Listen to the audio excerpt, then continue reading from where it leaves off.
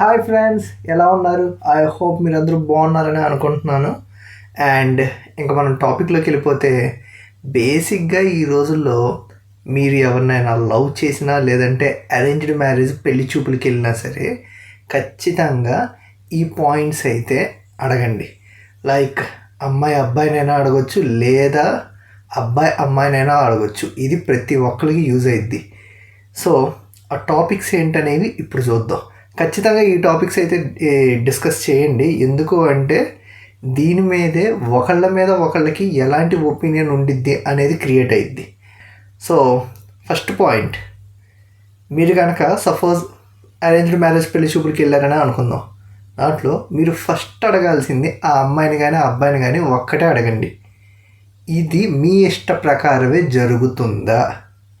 ఖచ్చితంగా అయితే అడగండి. ఎందుకు అంటే చాలామంది అబ్బాయిల్ని బలవంతం చేసి పెళ్లి చూపులకు తీసుకెళ్ళడం, లేదు అంటే అమ్మాయిలు కూడా బలవంతంగా రెడీ చేసి పెళ్లి చూపులకు కూర్చోబెట్టడం, ఇవన్నీ ఇప్పుడు కామన్ అయిపోతున్నాయి.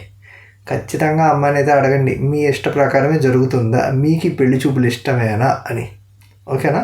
అండ్ ఆ అమ్మాయి ఇచ్చే సమాధానంలోనే మీకు అర్థమైపోయిద్ది ఇది అమ్మాయికి ఇష్టమా కాదా అనేది.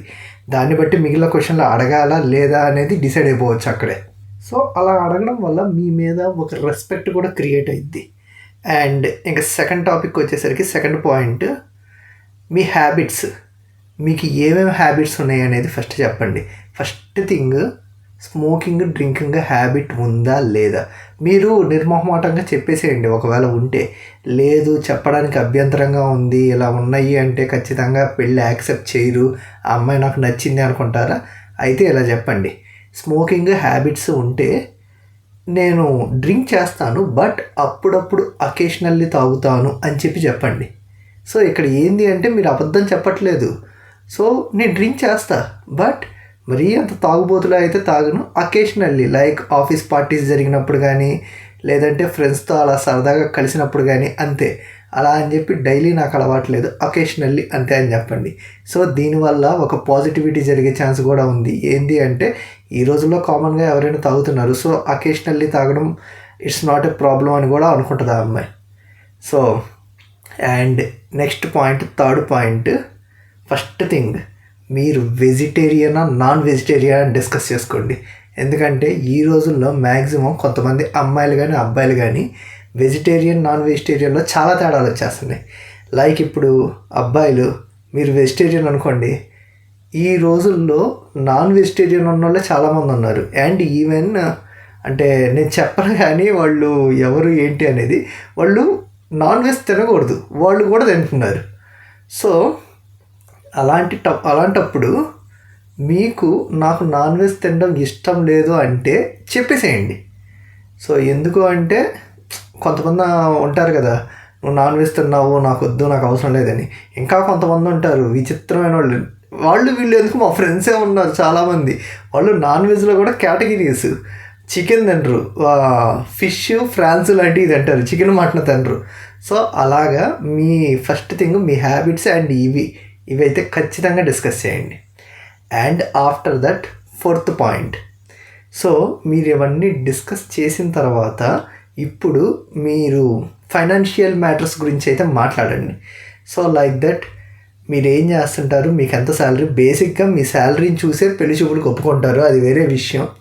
సో ఇవి అయితే వీటిల్లో అయితే అబద్ధాలు అయితే చెప్పకండి.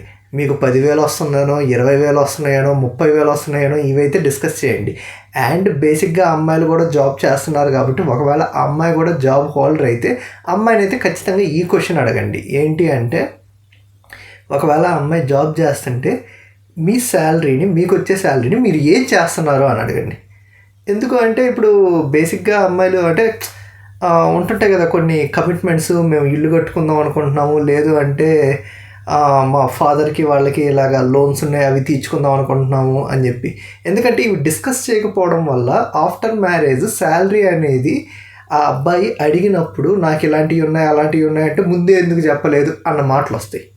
సో కమిట్మెంట్స్ ఏమన్నా ఉన్నాయి అంటే ఖచ్చితంగా డిస్కస్ చేసుకోండి, ఎందుకంటే ఫ్యూచర్లో ఇబ్బంది ఉండకూడదు. ఓకేనా?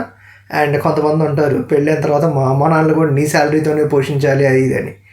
ఫైనల్గా ఫిఫ్త్ పాయింట్, ఈ పాయింట్ అయితే ఖచ్చితంగా అయితే గుర్తుపెట్టుకోండి. ఏంటి అంటే ఆ అమ్మాయి పెళ్ళైన తర్వాత మీ పేరెంట్స్తో ఉండడానికి ఇష్టపడుద్దా లేదా అని. స్టార్టింగ్లో అందరూ అంటారు, మీరైతే ఖచ్చితంగా అయితే అడగండి. ఏంటి అంటే నేనైతే మా పేరెంట్స్తోనే ఉందాం అనుకుంటున్నాను. అండ్ చాలామంది ఉంటారు ఈ రోజుల్లో మ్యాక్సిమం అమ్మాయిలు చాలా వరకు జరుగుతున్న గొడవలు ఏంటి అంటే నేను మీ పేరెంట్స్తో ఉండను, మీ పేరెంట్స్ ఉంటే నేను ఉండను అని చెప్పి ఇలాంటివే జరుగుతున్నాయి. ఇదైతే ఖచ్చితంగా అడగండి.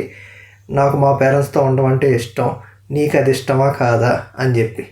సో ఓకే అంటే ఓకే. అండ్ ఎందుకైనా మంచిది, ఇలాంటివి జరిగేటప్పుడు రికార్డ్ చేసుకోండి.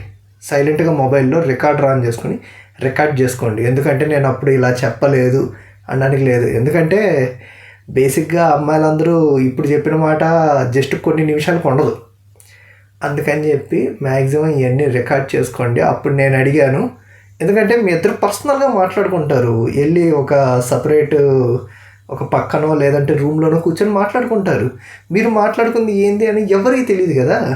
మ్యాక్సిమం ఇక్కడ ఇంకో థింగ్ ఏంటంటే నేను అలా చెప్పలేదు అని ఆ అమ్మాయి అనిందంటే అమ్మాయి మాటలే నమ్ముతారు. బేసిక్గా అబ్బాయి మాటలు ఏదవా నమ్మడు, ఎవడో నమ్మడు.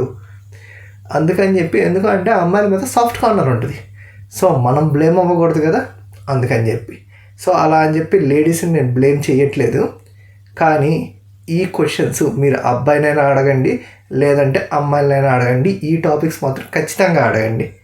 సో దీనివల్ల ఏంటి అంటే ఆఫ్టర్ మ్యారేజ్ మీ లైఫ్ అనేది చాలా బాగుంటుంది. సో ఇది గైస్ వీడియో అయితే. ఐ హోప్ వీడియో మీకు నచ్చిందని అనుకుంటున్నాను. వీడియో నచ్చితే లైక్ చేయండి అండ్ అలాగే మన ఛానల్ని సబ్స్క్రైబ్ చేసుకోండి. Thank you for watching. This is wild vibes Telugu signing off. Bye.